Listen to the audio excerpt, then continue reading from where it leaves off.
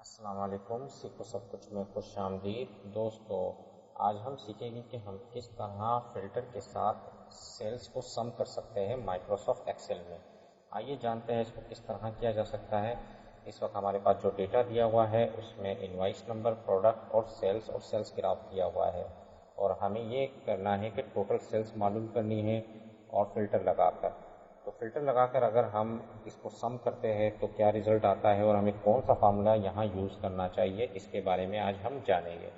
تو دوستو، اگر میں یہاں سم کرتا ہوں سیلز کو تو آپ دیکھیے گا کہ ہم کیا مسٹیک کرتے ہیں۔ میں جیسے ہی سم لکھا اور تمام سیلز کو سلیکٹ کر میں جیسے ہی اس کو انٹر کرتا ہوں تو اس نے ٹوٹل سیلز کو سم کر دیا۔ اب میں اس پہ فلٹر لگا دیتا ہوں۔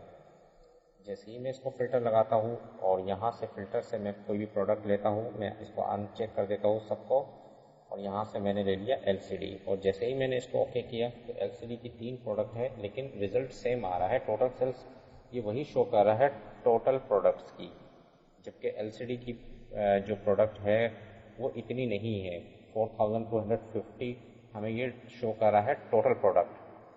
تو ہمیں یہاں کون سا فارمولا یوز کرنا چاہیے کہ ریزلٹ ٹھیک آئے؟ تو اس کے لیے ہم جو فارمولا یوز کر سکتے ہیں وہ ہے سب ٹوٹل۔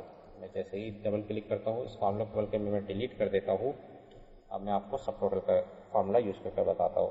جیسے ہی میں نے ٹائپ کیا = سب، اور یہاں سے آپ ڈاؤن ایرو سے سب ٹوٹل کو سلیکٹ کر لیں اور ٹیب کی پریس دبائیں گے تو یہ آپ کے پاس مینیو آ جائے گا، جہاں سے آپ نے، کیونکہ ہمیں سم کرنا ہے تو ہم کیا ہے سم دیں گے۔ اس پر میں نے کلک کیا تو یہ 9 آ گیا، کوما، اس کے بعد آپ نے تمام سیلز کو سلیکٹ کرنا ہے، اور جیسے ہی میں انٹر کروں گا تو آپ دیکھیں گے کہ 4250 آیا۔ اور اب میں فلٹر کر دیکھتا ہوں کیا ریزلٹ چینج ہوتا ہے۔ میں نے اس کو ان چیک کیا، ایل سی ڈی کی پروڈکٹ اٹھایا، اور جیسے ہی میں اوکے کرتا ہوں تو آپ دیکھیں گے کہ ریزلٹ چینج ہو رہا ہے۔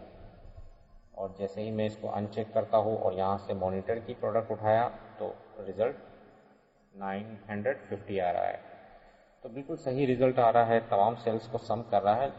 تو جب آپ فلٹر یوز کریں تو اس کے لیے آپ سم کے بجائے سب ٹوٹل فنکشن کا یوز کریں، تاکہ جب آپ فلٹر یوز کریں گے، کوئی بھی پروڈکٹ کو فلٹر کر رہے ہیں تو اس کا جو ریزلٹ ہے فلٹر ہو کر آئے گا۔